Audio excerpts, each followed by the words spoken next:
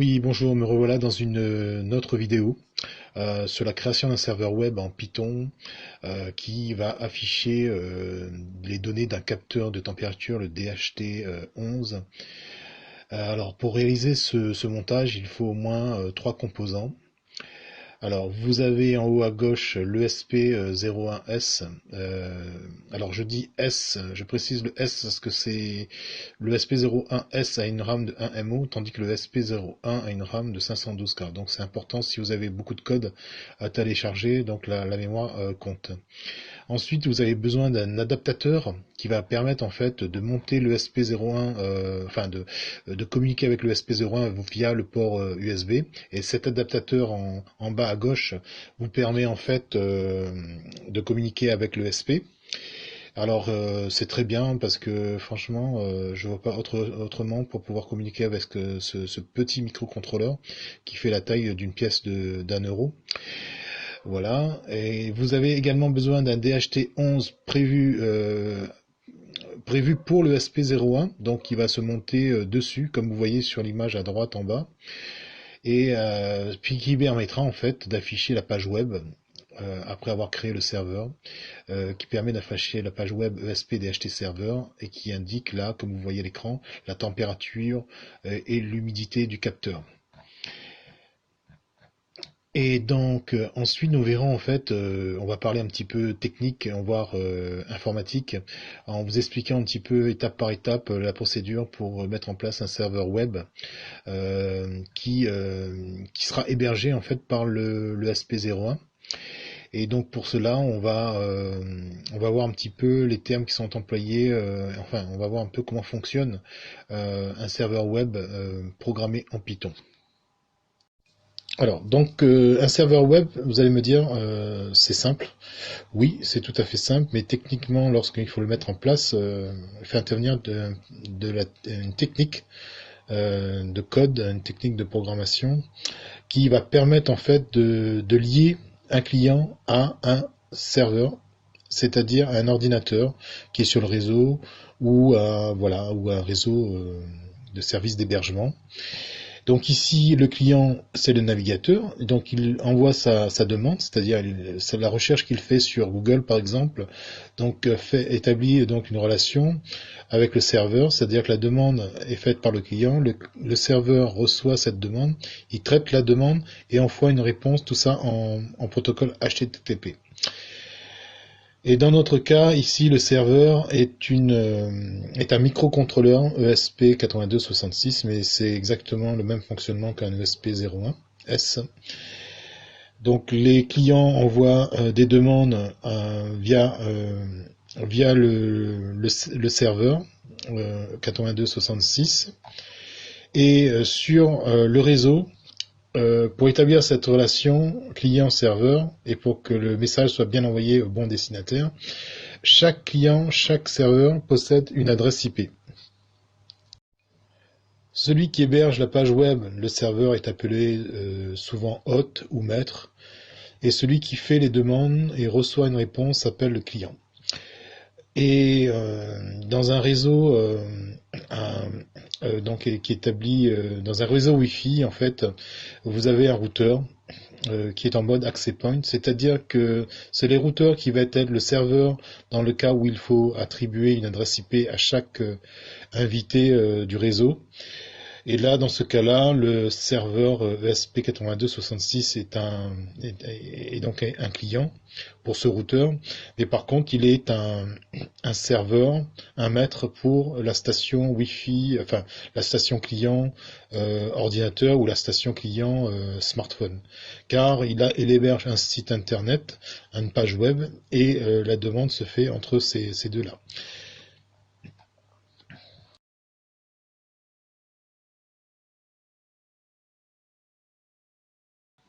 Donc voici Tony IDE, en fait l'éditeur qui va vous permettre en fait de créer le code Python, ensuite de l'envoyer vers le microcontrôleur. Donc en fait il est composé de deux fichiers. Ces deux fichiers-là qui sont sur l'ordinateur, ici vous avez votre ordinateur qui est affiché, enfin ici les fichiers qui sont sur l'ordinateur.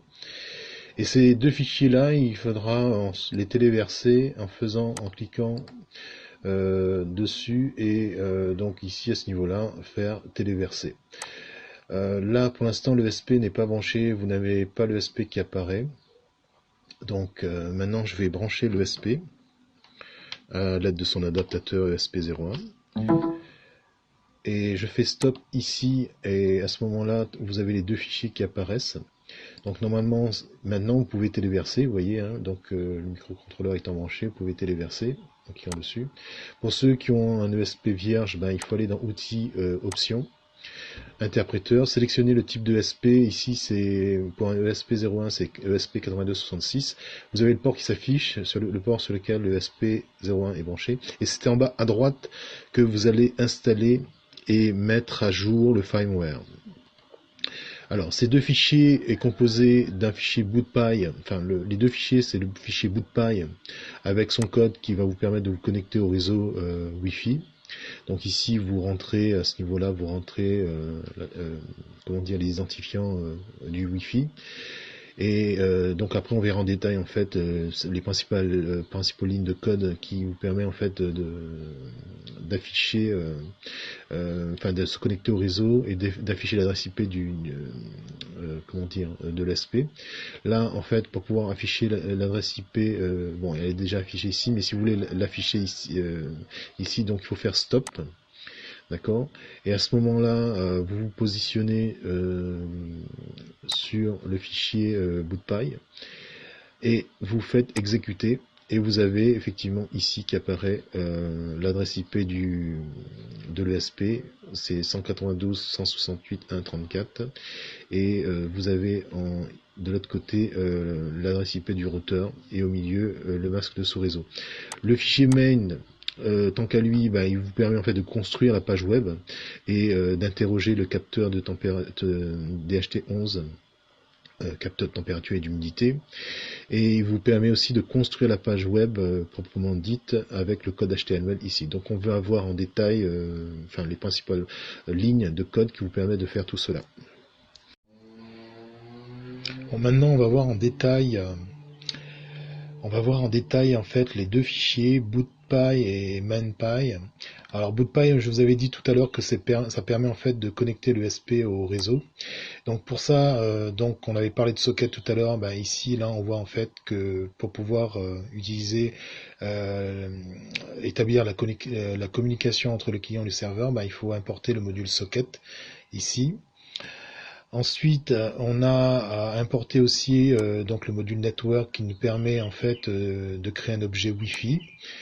Ensuite, on a aussi le module machine ici qui permet d'importer la classe pint et la classe DHT. Cette ligne-là permet en fait de désactiver les messages de débogage ici. Celle-ci permet en fait de nettoyer la mémoire, c'est-à-dire de récupérer les objets qui sont plus utilisés en mémoire et afin de libérer de la place. Voilà. Ici, on a la connexion. Alors ici, on a la connexion, enfin les identifiants qu'il faut spécifier du Wi-Fi. Donc la clé Wi-Fi, on va dire. Ici, on va créer une variable. Dans cette variable, on va créer une instance de l'objet WLAN. Le WLAN est une classe qui permet de spécifier ici si notre ESP est en mode client ou en mode hot, en mode access point. Donc ici là on l'a spécifié en tant que client. Donc on active cet objet Wi-Fi avec cette ligne. Et ensuite, on se connecte au réseau en spécifiant l'adresse, l'identifiant et le mot de passe. Cette condition permet en fait de vérifier si la station est bien connectée. Tant qu'elle n'est pas connectée, on ne peut pas aller aux lignes suivantes. Et si elle est connectée, on pourra imprimer en fait le message qu'on avait vu tout à l'heure, Connect Successful. Grâce à cette méthode, cela va permettre en fait d'obtenir l'adresse IP de l'ESP ainsi que son masque de sous-réseau et l'adresse IP du routeur. Cette ligne permet en fait de spécifier la broche sur lequel le capteur est connecté à l'ESP, donc sur la broche 2. Et enfin, on passe donc au fichier main. le fichier main, eh ben, on va tout simplement construire la page web qu'on va envoyer au client, puisqu'il a fait une demande, il a demandé à accéder à la page température et humidité, ben lui, on va lui fournir cette page. Donc on crée une fonction. Cette fonction va exécuter un certain nombre de, de lignes. Cette fonction permet de créer, comme on a dit, la lecture de la température et de l'humidité du capteur. Donc pour cela, on va spécifier deux variables globales, la variable temp et la variable humide, qui est initialisée à 0 ici. Try permet en fait d'essayer plusieurs fois de se connecter au capteur. Alors s'il n'y arrive pas, try fonctionne avec except. S'il n'y arrive pas, au bout d'un moment, la boucle se termine et on retourne le message fail to read sensor. Alors voyez un petit peu en détail ce que renferme cette fonction read sensor. On a on a sensor measure qui permet de mesurer le capteur. Donc on va faire une lecture du capteur. Ensuite, la lecture du capteur va continuer avec la lecture de la température ainsi que de l'humidité. Ces données seront formatées pour la température, pour la température en tant que en format flotte et pour l'humidité en format flotte également. Donc ces données qui sont formatées, on les met dans une variable MSG. Cette variable MSG, on va la retourner ici. Cette ligne-là permet en fait d'arrondir en fait le chiffre de lecture de la température à 2 décimales. Voilà, donc ici on a la variable MSG avec les valeurs des humidité et température. S'il y a un problème, on va retourner un message, un valid sensor reading. Voilà. Et cette fonction-là, donc on a deux fonctions, la fonction lecture du capteur, la fonction création de la page. La fonction création de la page, c'est celle-ci. Elle renferme une variable HTML dans laquelle on va taper, établir, créer le document HTML, proprement dit. Ici, en première tête, dans la balise head, on a l'adresse à l'adresse du site sur laquelle on va chercher les icônes, les icônes température, les icônes humidité. On peut aussi également spécifier le style des balises, c'est-à-dire la forme de la page avec une marge de 0, voilà, automatique, un alignement du texte de manière centrée, ainsi que la police utilisée pour le titre ici. On retrouve tout ça là, le titre ici, ESP-DHT server, et on a ici l'icône température, grâce à cette balise. Voilà. Ensuite, suivi de l'icône, on aura la valeur de la température qui va s'afficher. Et bon, on a la même chose pour l'humidité ici. Et voilà, on retourne en fait le contenu HTML. Hein. Donc tout ça est maintenant dans la variable HTML. On va créer une instance de l'objet socket, ce qui permet en fait de communiquer avec le client, de lui envoyer les données, l'adresse IP du serveur, etc., etc. Donc grâce à la méthode bin du module socket, on peut avoir ici l'adresse IP de l'ESP ainsi que son port de communication qui est le 80 pour une page web. Et enfin, cette connexion, elle sera acceptée par le serveur 5 fois. Au bout de 5 fois, s'il y a un problème, ça va s'arrêter. Toutes ces informations de socket et tout ça, ça va se retrouver dans la variable connex, tandis que ici on aura l'adresse du client dans la variable adresse. Ces informations, ces requêtes, ces demandes et ces acceptations de client à serveur, toutes ces informations, on peut les obtenir grâce à la variable requête. C'est ce qui va être envoyé. De toute façon, ces informations vont être réenvoyées au client grâce à cette variable. On va interroger grâce à la variable sensor rating le capteur, ce qui permettra en fait d'englober la requête plus les valeurs du capteur dans la variable response. Cette variable response va être retournée au client et ce qui va permettre en fait l'affichage sur la page web. Donc on va voir en fait comment ça s'affiche ces données sur la page web.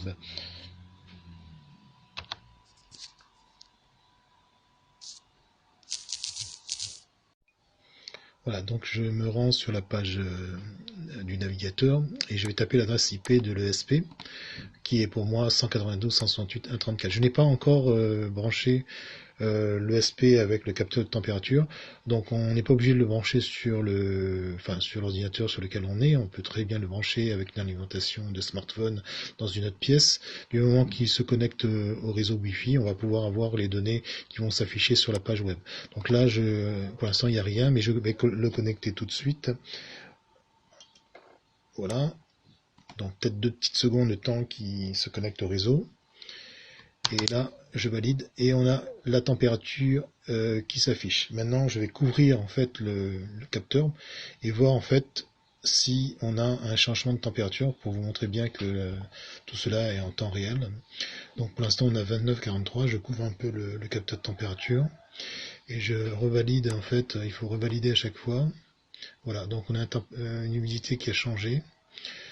Donc là, pas encore pour la température. Alors si je le prends dans mes... Voilà, je l'enferme dans ma main, il y a peut-être une chance que la température change. Alors, 2 petites secondes quand même, le temps que ça monte. Et là, il faut revalider à chaque fois, je pense. Voilà, donc la température n'a pas changé, mais le taux d'humidité est passé à 58. Mais en tout cas, bon, ça fonctionne, hein, il n'y a pas de souci de ce côté-là.